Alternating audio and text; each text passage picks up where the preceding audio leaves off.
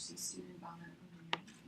I work with Dr. Christopher Rounder in the Medical Device Laboratory at UT. And our product is the Arborizer, which is a tool for treating malignant brain tumors. So each year, approximately 25,000 people in the United States and 250,000 worldwide will be newly diagnosed with a malignant brain tumor. These are devastating cancers. The majority of those patients will not survive. And this is because the current standard treatment options are very ineffective. The procedure usually requires removal of the tumor, followed by radiation or chemotherapy. And so these methods fail to eliminate the malignant cells that are present in the surrounding healthy tissue that's outside of the tumor. These malignant cells that left behind tend to cause the tumor to reoccur, and then it's associated with very poor prognosis for the patient. Chemotherapy also faces another challenge if it's delivered systemically or via an IV drip, because the brain capillaries have this structure called the blood-brain barrier, which prohibits certain molecules larger than a certain size to kind of get into the tissue from the blood. So about 10 years ago, a new approach was developed in the National Institute of Neurological Disorders, and it's called convection enhanced delivery, or CED for short. So the treatment involves creating a hole in the skull and delivering drugs to the tumor site via a small catheter. So although the premise of the therapy is promising because it bypasses the blood-brain barrier, there's some challenges.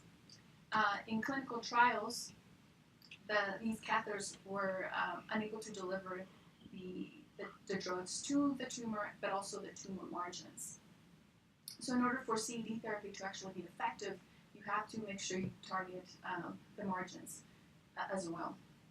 So the Arborizer, which is a catheter that we've developed, is designed for broad dispersion of drugs to effectively target the tumor, but as well as the tumor margins. So we do this by two features, and the first feature is the arborization, or kind of branching out. Our catheter consists of a cannula, which is a tubular structure that houses multiple microneedles. These are small needles that each are obviously can deliver the drug, and they come out of the cannula in a kind of branching out manner to widely disperse the drug. They can be individually deployed and positioned in the various steps in the tissue in order to kind of accommodate different shapes of the tumor. The second feature is the microneedles themselves. These are very small and minimally invasive, but they're made out of fiber optics. So they're hollow optical fibers that can both deliver laser energy as well as a drug. So we can fuse a light guiding fiber optic to the annular or the outer wall of the microneedle, and that will deliver the laser energy. And then, of course, the hollow interior will deliver the drug. And so by heating the tissue with the laser, you're able to change the permeability of the tissue to allow greater dispersal of the drug. And we have published studies that where we co-deliver both drug and laser energy into live rat brains, and we were able to observe that with the co-delivery, we achieved a 60 to 80% greater infusion dispersal than without the co-delivery. So in summary, with both of these features, we will be able to completely saturate the tumor and the tumor margins for more effective CED therapy. So our platform technology, fiber optic microneedle devices that include the co-delivery aspect of the Arborizer, it is patented. The arborizing embodiment is under prosecution in a separate patent. And currently this technology is assigned to Virginia Tech. So again, the Arborizer will deliver the drugs to the tumor directly bypassing the blood-brain barrier. It is designed for extensive coverage of the tumor and the tubular margins with our co-delivery features. Compared to surgery, it is minimally invasive, and compared to radiation and chemotherapy, it's less cytotoxic. Our product would be a kind of combination product, so there would be a drug associated with it. So a key partnership would be to partner with a drug manufacturer that can benefit from our delivery method. One of the key activities is we have to demonstrate efficacy in clinical trials and also get regulatory approval in order for our customers, which would be the neurosurgeons and colleges, to adopt the treatment. The cost for projections include the base unit, which would be the fluid pump and also the laser, and also the cost for manufacturing the Arborizer themselves. We intend that the Arborizer would be like a single-use disposable unit, and most of our revenue would be acquired from the sales of the actual Arborizer. So a product like the Arborizer would fit under the global market for advanced drug delivery systems, which it's projected to reach $227 billion by 2020. You can see that the application of oncology it's the largest, it takes the largest share of the market.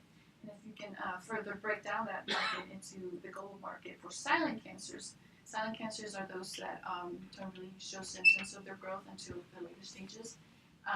Brain tumors is one of those. And you can see that that market would reach $1.8 billion by 2019. So the actual accepted or gold standard is surgery, systemic chemotherapy, and radiation. And of course, those are not very effective, but they also are associated with a lower quality of life for patients. If you remove too much of the brain tissue, you can debilitate the patient, and radiation and systemic chemotherapy associated with very harsh side effects. Currently, there's not a device for CED therapy that is approved, but there has been several different catheters and catheter systems that are being investigated in clinical trials with limited success. So our Arborizer, we want to increase efficacy again, and then also maximize the quality of life. This is the team behind the Arborizers. We have experts in medicine, cancer biology, and engineering. Dr. Rounder and myself are developing the hardware. Dr. Walter Martin-Bisky at Wake Forest is developing some chemotherapeutic drugs that we hope to use with the Arborizer to treat canine patients in preclinical studies. Those would be headed by Dr. John Ross and myself at Virginia Tech. And with that, I would like to thank you for your time and your attention, and I would answer any questions. Yes? My question to you is it your plan to, when I look at like a team of I'm thinking of like skill sets, level of areas of expertise, etc. And for any product, whether it's being sold to consumers or to industry, there needs to be some of that go-to-market strategy, marketing acumen. And so my question is that something that you personally have or plan on getting, or you look at your team and you see that need, and what do you think you plan to do with your team to make this more of a business case? Because right now it feels a little bit academic. Right. It is right now academic, and to get that product to market, yes, we do need that that expertise that hopefully we'll be acquiring in the future. Okay, so I have all the same comments that I mentioned with the other teams, regulatory strategy, clinical trial design. In your case, you've got a couple of other competitive products that are already in trials right now, so you can spend, I think, some time to carry out what their designs look like and how much their trials are costing. That's going to be very helpful for you to know as you continue to build your team, for this company. So those are all very general comments. I have a technology question this time though. Do you guys have mouse data at this point? So we have some data using rat brains, but those were performed with a single co-delivery needle. Because of the small size of the rat brains, we haven't been able to test like an Arborizer, which is actually designed for wide distribution, so it would probably cover the whole entire brain of the. So that's why you want to go into a canine model. Right, we want to go into a larger model. And also canines or dogs, they get spontaneous tumors. So we actually will be treating the tumor.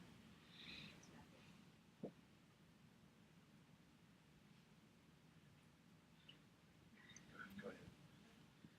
So I think you're asking questions. I think you did a really good job with that. But I think the question on the plan of the business was right. Have you guys done any kind of a timeline for when it could be commercialized, funding needs, any idea of kind of what it's going to look like to get it to work in terms of time? Well, I know for a fact that we want to start with the preclinical trials, right, in dogs and establish efficacy there. And that usually, study like that would probably take about 2 to 3 years to complete. And then we have to obviously gather the funds for continuing. Could you be selling while you're doing the veterinary services? Do you have the same kind of regulatory requirements?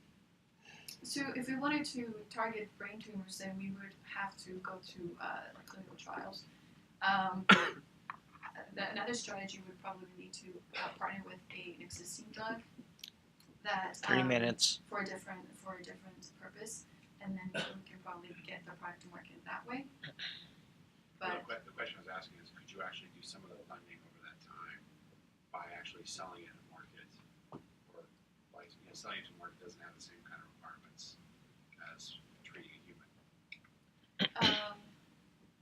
we could if we were not treating brain tumors, but possibly delivering drugs for a different purpose, for with a drug that's been approved.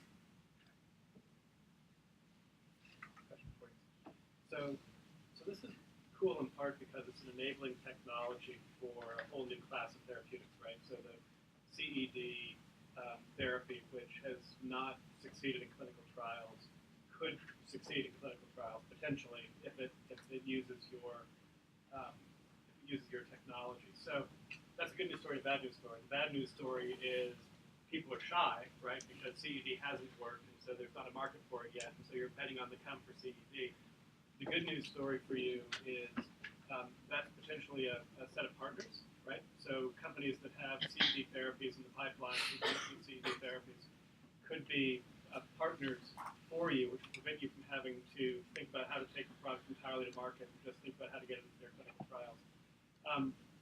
I might, in the theme of making the problem small, who was the CED company that failed phase 3? I think they use carboplatin. But which company? Who was the pharmaceutical company? Oh, I have to get back to you on that. Because what you might be building, sort of the small problem, is you might be building a way for them to get their $1 billion investment in those phase 3 trials.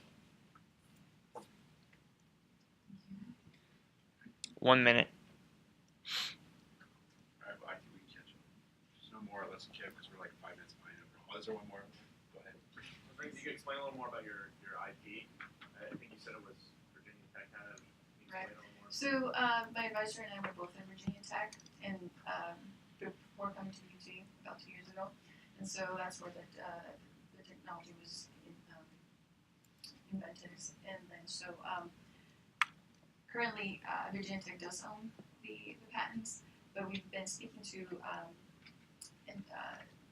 with UT and their intellectual property advisors, and they explain that they can kind of like license or continue the patent, so that, or YouTube will continue the patent, so that we would have like a license to operate, and any new IP would probably be owned by UT now, as I continue to develop the product. Thank you.